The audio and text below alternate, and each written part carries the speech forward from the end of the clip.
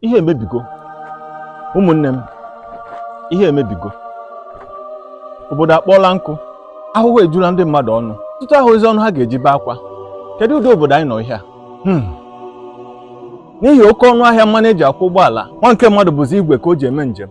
Ọtụtụ ndị nwere ụgbọala adọsala ya n'ihi na ha pụghị igotenwu mmanụ eji akwa ya. Ihe emebigo. Ụmụnne m, ihe emebigo. Kedu ụdị ndị ọchịchị anyị nwere ihe a? Ajụjụ ka m na-ajụ. Ndị a na-achị anyị ha enwekwara obi mmadụ? Ha na-anụkwa akwa ụmụ ụwa na-ebesa ha? Ndị alụ na-adịghị ike enweghị ego ha ga-eji ji ụlọ ọgwụ cheleta onwe ha. N'agbanyeghị ihe isi ike a niile, mmadụ ka na-ebu ego n'akpa si n'obodo a na-ebupụ ya. Mmanụ nke anyị nwere, anyị apụghị ịzụta ya. Anya mmiri ejula m anya, akwa ejula m obi.